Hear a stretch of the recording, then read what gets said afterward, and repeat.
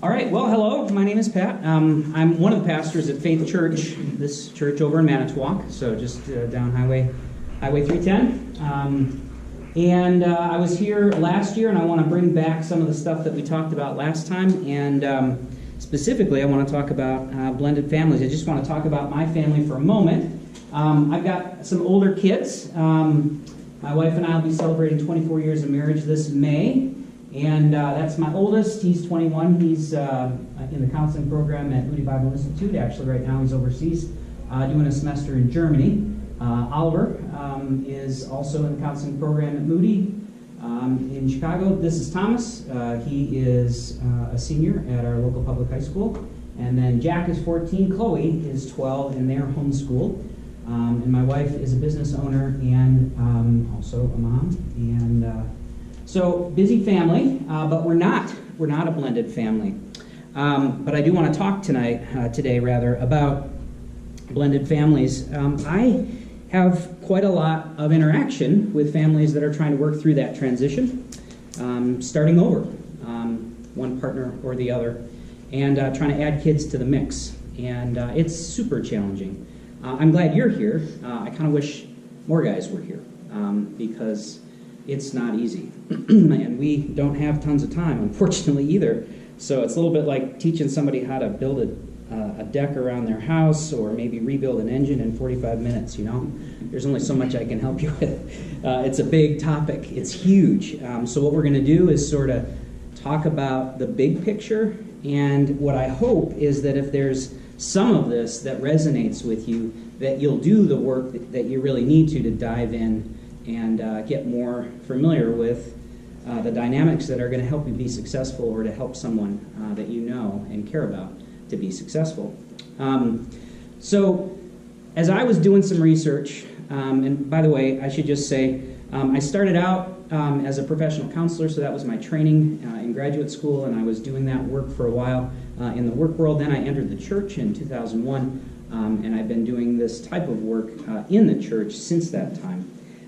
So a lot of counseling consumes my time. And so talking about these themes has been a normal part of my day-to-day work life with families.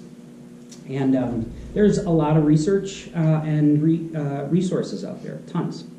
Too much, actually. If you were to Google step parenting resources on Google, you'd get more information than you knew what to do with. So as I was sifting through what's out there, I really want to recommend to you, let me pull up, some of you probably have heard of Focus on the Family before, and they've got a whole series of articles that are designed to help individuals who are trying to understand what it takes to make a step family be successful. And one of the other tools that I really like, right here, take the free parenting assessment. And so that's something they can email you the results or you can get it right away. But they have identified 7 traits that are associated with effective parenting, specifically designed to help you navigate life as a step parent. So this is a resource that I would say can help you go deeper after this talk is over. So focusonthefamily.com, or you can just Google Focus on the Family and then step parenting, and that'll take you right to this part of their website. So as Dan mentioned, what I want to do is just have maybe 1 or 2 minutes, maybe 1 or 2 guys, just talk about what brought you to this session on blended families. Obviously, your story probably connects to why you're here, but you'll have to give me a much more abbreviated version of that. But if just 1 or 2 guys, you know, what are you hoping to get today, or what brought you here? Yeah. Well, for me, it's been 7 years I've been married to my new wife. I have 2 stepsons that we just don't have a very good relationship and struggle on a daily basis. Yeah. All 3 of my children are now older and they've all moved out, but there's also no relationship between the stepmom and them, so our blended family isn't really working. Yeah. So just some tips on how to deal with the older children, you know, because our family just kind of fractured. Yep. Okay. Thanks for putting that out there. It sounds super challenging. Glad you're here. It's it's a little tough. Yeah. All right. Someone else? I have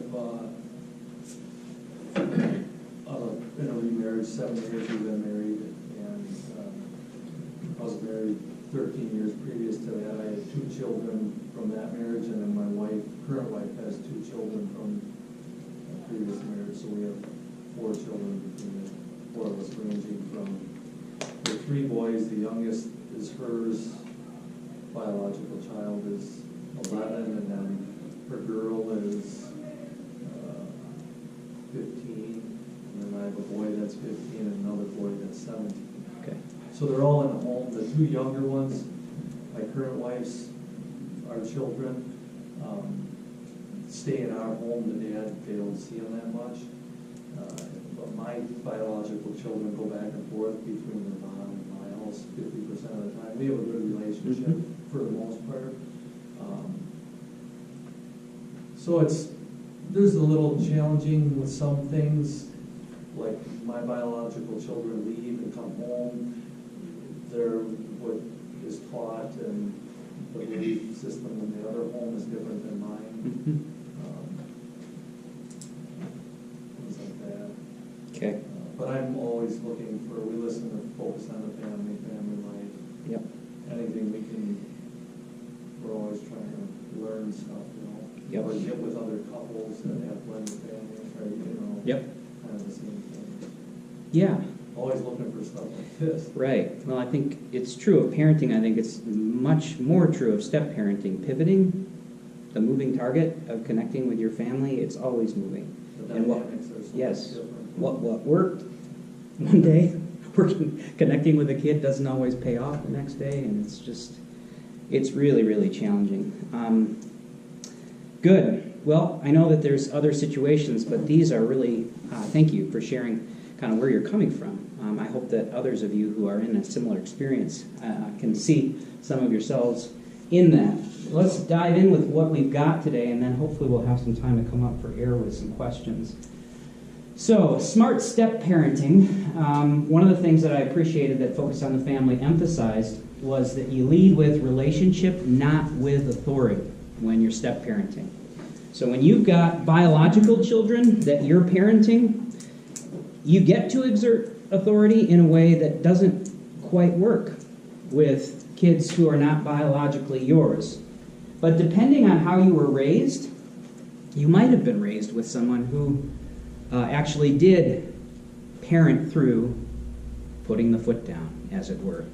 So I just want to show a quick clip, if it works, from a fun movie, Inside Out, and it's a typical dad moment. So let's see if we can drop into this very recognizable scene if you've tried to parent.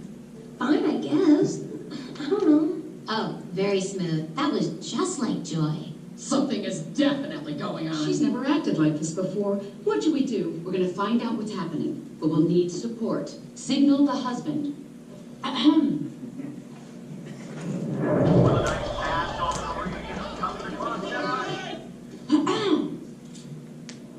Uh-oh, she's looking at us. What did she say? What? Oh, sorry, sir. No one was listening. Is it garbage night? We left the toilet seat up. What? What is it, woman? What? He's making that stupid face again. I could strangle him right now. Signal him again. So, Riley, how was school? For this, we gave up that Brazilian helicopter pilot? I'll be Joy. School was great, all right? Riley, is everything okay? Sir, she just rolled her eyes at us. What is her deal? All right, make a show of force. I don't want to have to put the foot down. No, not the foot. Riley, I do not like this new attitude. Oh, I'll show you attitude. No. Stay happy. What is your problem? Just leave me alone. Sir, reporting high levels of sass. Take it to DEFCON 2. You heard that, gentlemen? DEFCON 2.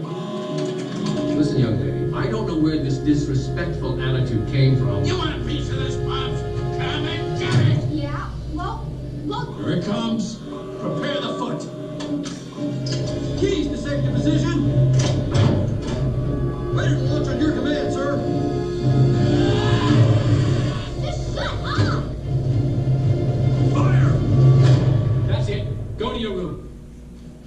Now, Foot is down! The foot is down! good job, gentlemen. That could have been a disaster. Well, that was a disaster. Okay, been there, done that, got the t-shirt, right? Wrote the book. Yeah, wrote the book, right? So, putting the foot down, that's the authority. And especially in a step-parenting situation, when you flex your muscles and put the foot down, it leads to a very strained situation.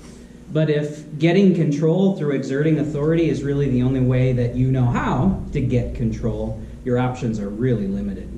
Either you shut down and just smolder on the inside, or you put the foot down, and it leads to this kind of fracturing. So kids really don't care how much you know until they know how much you care. You've probably heard that before about people. It's true about children, but that's on a real delayed timer with stepkids, like maybe years and years of investing in a relationship before they're willing and able to open themselves up to the level of relationship that you might hunger for or desire. So that means that in the short run, what you're feasting on or what your experience is on a day-to-day basis is probably some version of a camp counselor. That you as a step-parent or a stepdad have the authority of somebody who isn't quite a parent. Now, you can say, well, I'm the dad. I get to put the foot down. I'm the guy who is responsible for maintaining order in this family. You definitely can say that. You always get to play that card.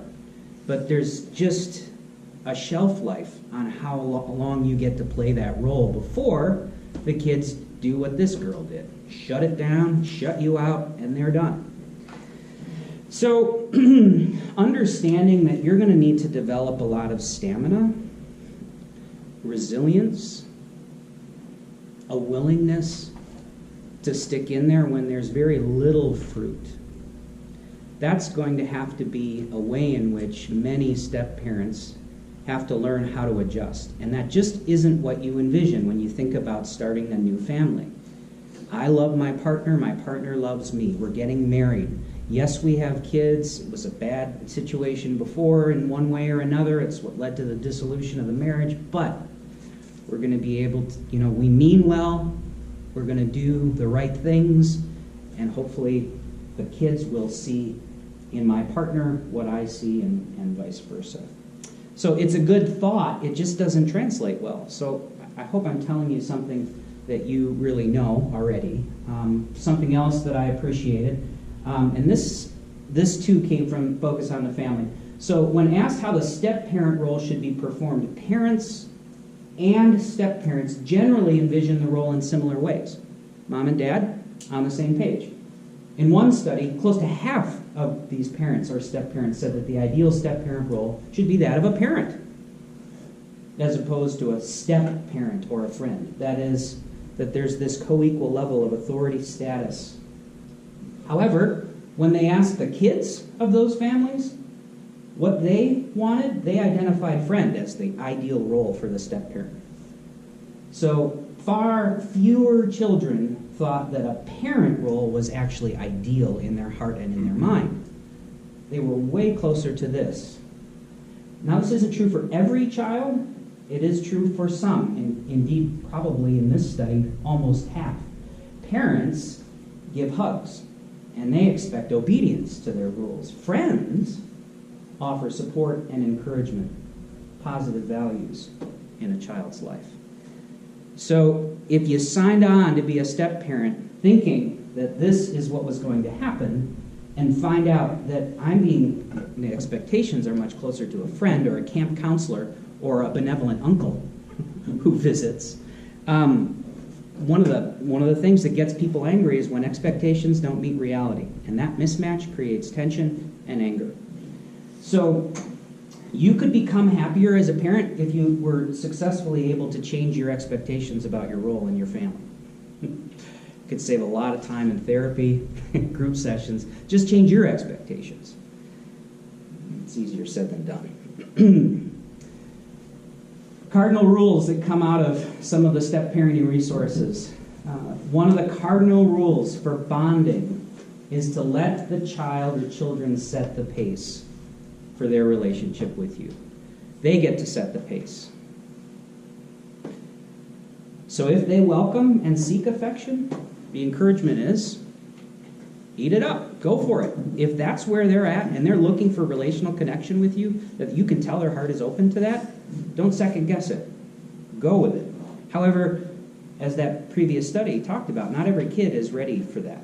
So if they remain distant and yet cordial, that is, fairly respectful, then you can honor that space.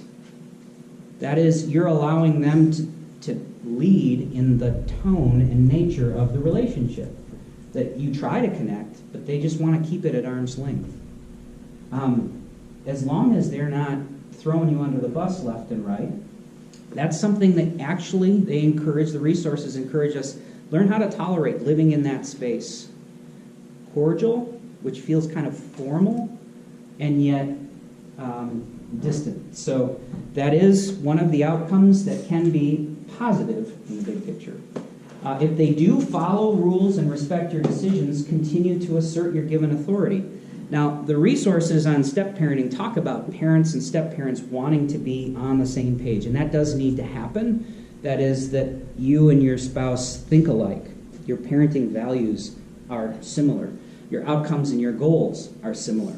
And when those goals are mismatched, that is, you have an idea of how things should be run in the house and your spouse has a different set of expectations, that tension and mismatch is going to get acted out in the family environment, and that's really going to make things go sideways. It's going to create a lot more problems in the family unit with the children. Children who are exposed to marital tension like that, they act out. They just get squirrely. They're real hard to parent when kids are sensing that there's tension in the primary bond.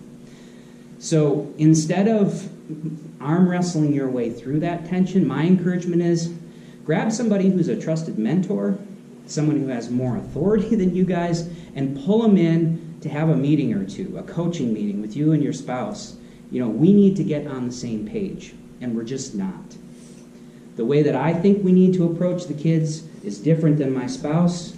She's fending me off, or boxing me in, or she expects me to do everything. I got to be the hard guy, and she gets to be the good time Charlie person. Whatever you think that dynamic is that's a mismatch, you can't ignore that tension.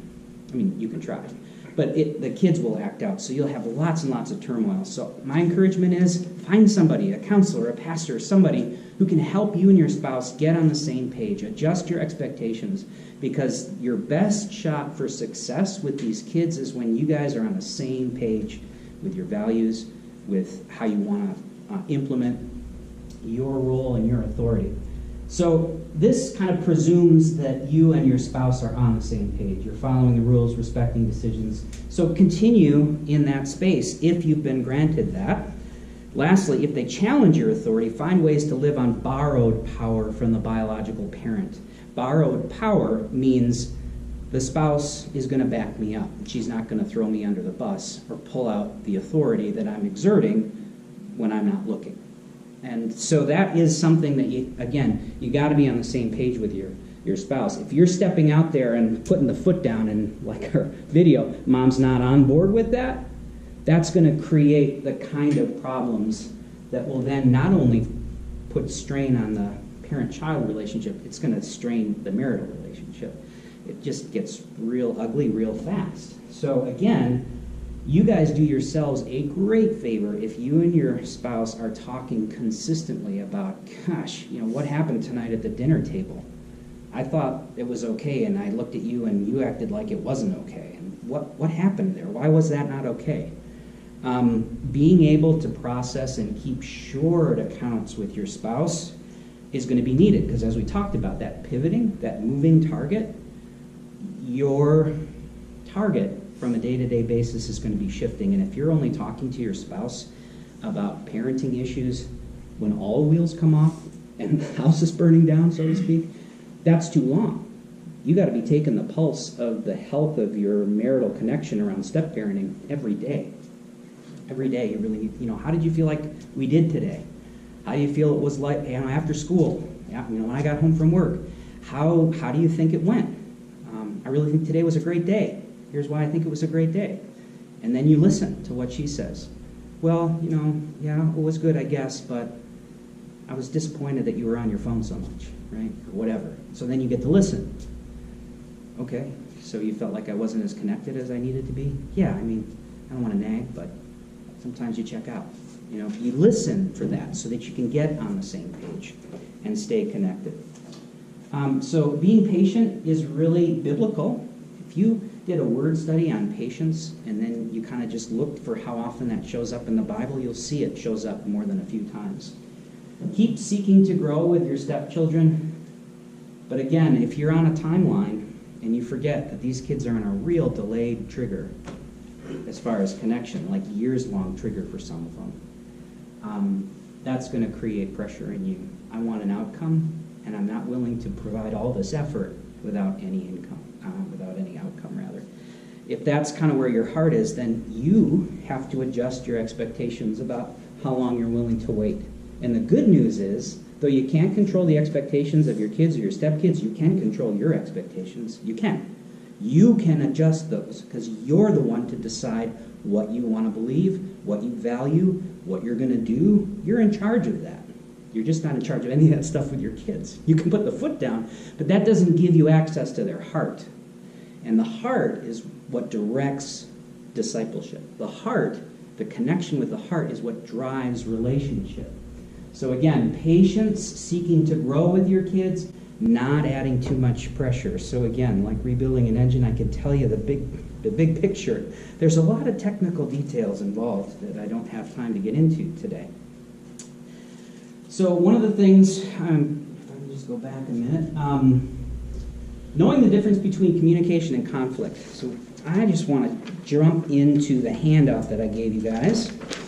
And I just want to go over to page 7. Some of this stuff we won't even talk about. I'm not going to talk about all this stuff. I want you to think about this as like a toolbox. There are tools in here, relational tools that will help you in your parenting, in your conflict resolution, in your marriage. These are tools.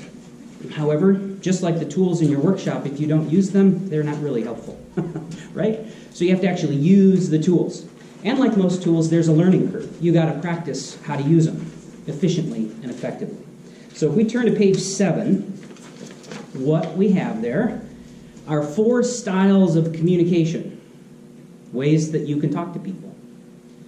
And the first one there is passive communication. Next one, aggressive communication. Next one is passive-aggressive communication. And the last and most positive form is assertiveness. And I want to just read that with you together so we're clear on it. Assertive behavior, or communication, is standing up for your legitimate personal rights without violating the rights of others.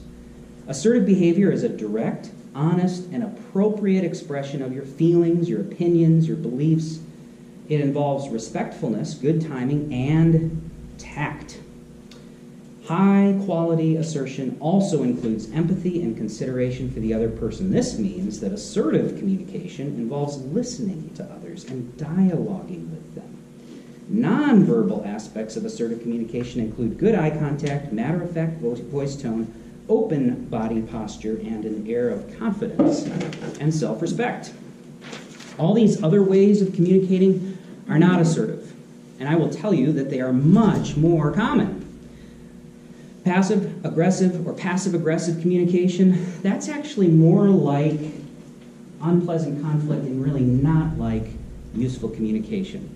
And our little vignette about Inside Out that we watched that movie, Dad, he clicks into aggressive, power-based control. Mom is inviting assertive communication, which is empathy. Empathy means I have a sense about how you're feeling, and I can say that back to you in ways that are actually convincing. Like I've listened to your heart. So the child, Riley, you seem really angry right now. And I'm not saying that through clenched teeth like she and I are going to have a face-off. You seem really angry right now, right? As a dad, I could do that. But that's not assertiveness. That's not really communication. That's more like, are we going to do this now? Are you ready to do this now? And I know how to get in that mode. I do that mode really well. It's instinctive. No one even had to teach me how to do that kind of parenting. No, what the mom in that situation was inviting her husband to do was, let's try to get connected to Riley's heart here. Yeah, she's got some behavior that's going sideways right now. Let's try to work with that rather than trying to dominate that. So knowing the difference between conflict and communication, and then inadequacy triggered often leads to conflict. So in Genesis chapter 3, verses 17 through 19, Adam and Eve have eaten the fruit, and God shows up and hands out consequences, natural consequences for what's happened in the garden. And unfortunately for Adam, what that means, and you can read it, I would encourage you to just reflect on it. I'll summarize it. That Adam's going to return to dust, that he is going to have to work much harder than he thought he had to. What he's going to put his hand to is going to be undone right in front of him. And he is going to have to learn to live with powerlessness and inadequacy his whole life. So, inadequacy for men, I would argue, is the curse. That every man is haunted by the specter of never being enough, not mattering, not having enough competence, strength, intelligence to get the job done, not being worth the trouble to put up with or to deal with, not being able to make a meaningful contribution. Those fears haunt me. They haunt you. They haunted your father. They haunted your grandfather. The curse being handed down is that inadequacy will be a regular experience in your day-to-day life. How do most men deal with inadequacy? That's why I have this cycle up here. Because when inadequacy is triggered, what happens is the tension starts to build. And that's what our blue line represents here. The tension starts to build. So imagine that you're in the garage and you want to change your oil filter in your oil. So you've got a wrench on your oil filter and you're trying to take it off. And the wrench slips and you smack your knuckle.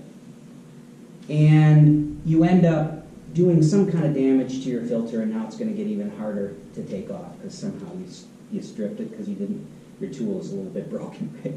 So there's tension building. I would argue in those moments, inadequacy is getting triggered. Like, who's going to win? The oil filter or me? I'm going to win. Why? Because if it wins, I have to then take my daily dose of inadequacy. I didn't have enough to get it done today. A trained monkey could do this, but today I can't do it, right?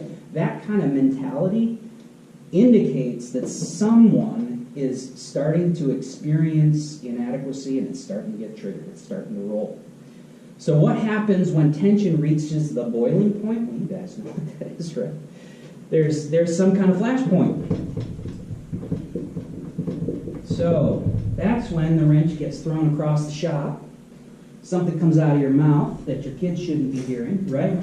Or you just, you go internal. That's what a lot of guys will do. That's called acting out.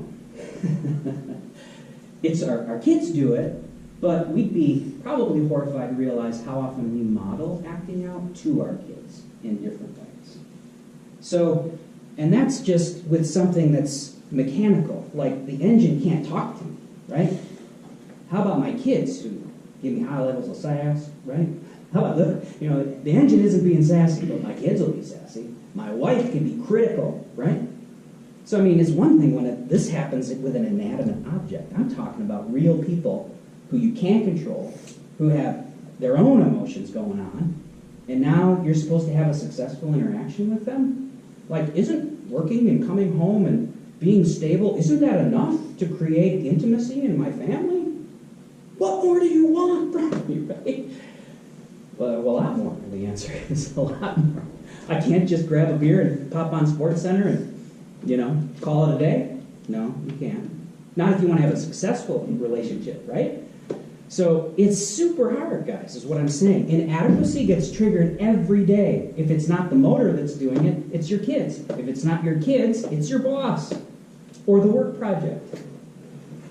Oh my gosh, it's everywhere. It makes me feel wiggly. Anyway, so we got tension building, leads to a flashpoint, and then what happens? The hearts, this is a heart and this is a flower. Hearts and flowers. That is, I'm sorry, I lost it. Yeah, that was a bad moment. Sorry. So this represents some attempt to make things get back on track. So you storm out of the shop, in my example, right? You have a smoke or whatever you do, kind of gather yourself, then you go back, right? Pick up the wrench. All right, put the dumb Band-Aid on, and then you go back to it. So there's some attempt to restore. In a relationship, when this happens with a child or a stepchild or a spouse, then the hearts and flowers might actually be hearts and flowers. Like you might bring home from Quick Trip some flowers and say, hey, sorry I lost it today. It's just, it's a lot of pressure at work, whatever. This isn't the way we did it in my house. If I would have talked to my dad that way, sorry I just lost it, whatever. So we say we're sorry, and we try to mend the fences and smooth everything out. And then that works until what? Until inadequacy gets triggered again. And when inadequacy gets triggered again, then the tension building starts. And that, like a pressure cooker, keeps working until you hit a flash point. And then there's another meltdown. And then you say you're sorry, and you try to mend fences. And then that's fine until it isn't. And you get triggered again at work, or at home, or in your relationship. And then that creates tension, which, like a pressure cooker, keeps working until you can't take it anymore. And you have a meltdown again. Does anyone in this room recognize this cycle? Okay. I do. I've lived that lots and lots of times. Lots and lots of times. In my marriage, in my parenting, in my work life. This is like real life. So this level of curse, which all revolves around inadequacy getting triggered, this is why what Christ wants to do in the heart of a man is to help them identify and start changing what happens when your inadequacy is triggered. Because if all you know how to do is act out when your inadequacy is triggered, you'll always be stuck on this wheel.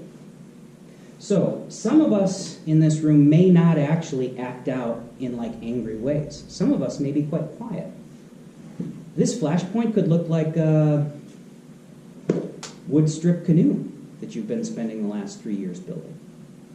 It could look like your cabin up north. It could look like a fishing boat. It could look like your deer stand. Now, those things can be really therapeutic, but what do? They disconnect you from the things that create tension, and they connect you with things that you feel competent in, that you feel comfortable in, that don't make you feel inadequate. That's why so many guys who love hunting, this is where when they feel inadequate, I just got to get out of here. I got to go do something I know how to do. Start pulling fish out of the lake. Because I know how to do that. And I don't feel like an idiot when I'm doing that. Right? So this flashpoint can be just, I'm out of here. It doesn't have to be angry and intense. Does that mean there's anything wrong with building your canoe? No. But if you aren't sensitive to what happens when your inadequacy gets triggered, then this could be like workaholism for you. Like you're a super employee, like you're working 80 hours a week, and you're like, yeah. And I'd be like, time out. That's what I would say. I mean, some of you got to work 80 hours because you got bills that you say you got to manage that way. But I'm telling you, if you're at work 80 hours, that's a lot of time away from your wife who needs you and your kids who need you. And I would say, let's figure that out. Let's lay these pieces on a table and figure out how we can rearrange them. Because 80 hours, that might be a short-term solution. But if you're going to run that train for 10 years, your kids are going to be out of the house before you know it. What are you waiting for? Move into the trailer. and stay home those extra 40 hours? Is it really worth the 3-car garage and the Harley and the whatever, So again, just examining what are the big pieces of my world that I'm trying to manage, and how does inadequacy, when it gets triggered, how does that create this kind of cycle? And if I want to get off this cycle, this is where I invest my time. Okay, so knowing the difference between communication and conflict, that's page 7. Inadequacy triggered often leads to conflict. And then conflict, when you do experience conflict, it's when the truth gets told about your walk with inadequacy. That is, what's your dance with inadequacy? When you get triggered, that's your pop quiz. Okay? And my guess is your pop quiz is coming sometime this afternoon when you walk in the front door. Something's going to go sideways somewhere today. Today it will. I don't know if that's going to be a flat tire on a car. For me this week, it was a battery that died when my wife had to get the kid to grandma's. Right? Something, inadequacy is going to come knocking in some form. And that's when you get a progress report on how you're doing. So, some guys think, well, if I just don't say anything and I'm ticked off, that's a win, right? You ever heard of nonverbal communication? Do you know that kids can interpret nonverbal communication really, really well? They sense it. They can't always interpret it well because they always think it's about them. So that's the interpretation problem. But they read it really, really well, right? So you come in and your jaw is flexing after being out in the garage, right? Your eyes are a little bit narrow. Your whole body is kind of tense. Everyone in your house knows something happened out there in that garage. Not sure what, but something happened. And is he going to blow at me? Is he going to just disappear into the basement? What's going to happen? Your whole family is starting to do the math on that. You haven't said a word. Because they can read that even though you're not screaming, there's tension. So if something bad happened in the garage, and you need to get the Band-Aid because the wrench is in the, across. If that happened, you can say, oh, I'm so frustrated right now. So frustrated. Nothing is going right. I need to get a stupid Band-Aid for my stupid knuckle, and I'm going back out. That is better than lying to your family and telling them everything's fine. Or deciding you're just going to crank it down and not say anything. Because when you don't say anything, you force people to work harder than you to connect with you, to understand what's happening with you. So if we go back to assertive communication, being respectful when you're feeling tense is possible. It actually really is. You have to practice it, but being respectful while you're feeling really tense is possible. But, like any Jedi skill, it requires practice. So, understanding that you've got work to do if you want to get to the place where you're doing something else in your family besides this, you get to decide that and you get to be in charge of how that works. I got a bunch of stuff in here that's going to help you with that. And my next talk will develop a few more of these thoughts in more detail, where I want to talk about actually specifically some tools to help with self-regulation, because you can't manage conflict if you can't manage yourself. And so I want to talk about how do you manage yourself well so that you can be the best part of that equation when it's a stepchild with stuff going sideways, when it's a spouse, stuff going sideways. When you're self-regulated and managed, you are now one of the best elements in that equation. And the good news is you're in charge of that. You can't control anything else, but you can control that. How angry you are, what you choose to say, your nonverbal, you are in charge of all of that. Good news. You are empowered to make a difference in your family. And you managing this differently, it makes a huge difference for your kids. But it's not about like denial or, like I said, it's not like pretending like you're not mad. That's not successful management. All right. I've got a couple sheets in here that I just want to draw your attention to. So the first one is what's called cognitive distortion. So if you turn to page 11 and 12, and I'll go into this more in our next talk, what you're going to see there are thought distortions that keep you on this wheel. And what are known as cool thoughts, which get you off the wheel. They help you to manage those triggers differently. There's also some information, which I'll go into more in our next talk, about how to take a time out.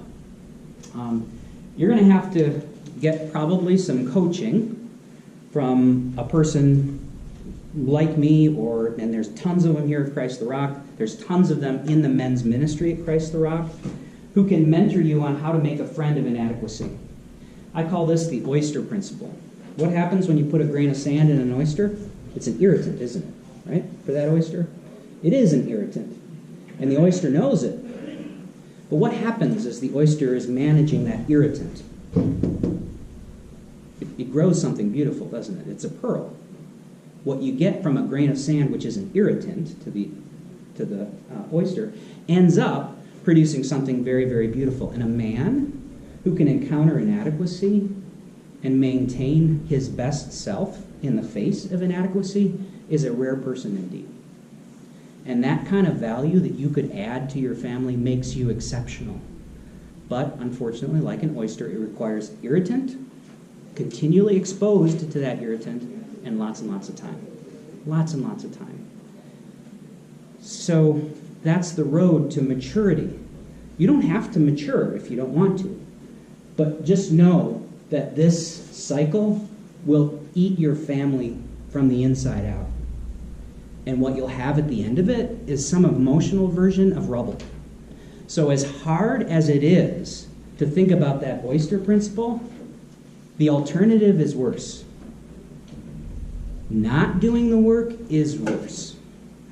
So that's something I really want to emphasize. And then lastly, get connected to guys like who are here, who are doing the work, who are invested in that oyster principle. I got to be the best version of myself, and it's going to take time, and I'm going to have to be humble. I'm going to fall off the wagon, and I'm going to have to get back on. Yeah, that's right. That's how it is. That's what it is.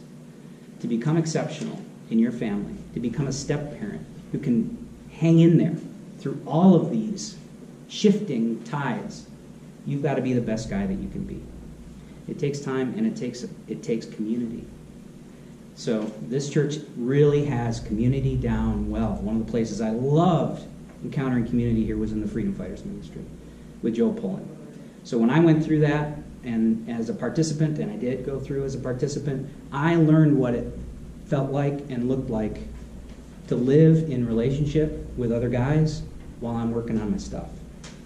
And I'll tell you, the integrity that I've gotten from Freedom Fighters has changed my life. So that's just one of the many types of community that are available here at Christ the Rock. And if you're not from this church, from another church, talking to your pastor about, if we don't have guys doing this work, how can we get guys doing this work? And who can we talk to at Christ the Rock that can help us get this rolling at our church? So, best parenting book. There's tons of them out there. This one's at the very top of my list, How to Really Love Your Child, Dr. Ross Campbell. There's a reason there's over 1 million copies in print. It's an absolute fantastic read. So, we are done with our time, and you guys can go to your next thing. If any of you want to stay and talk a little bit or ask any questions, I'd be happy to talk a bit. We've got about 15 minutes before our next session starts, so feel free to go if you need to, but if you want to ask any questions, now's the time.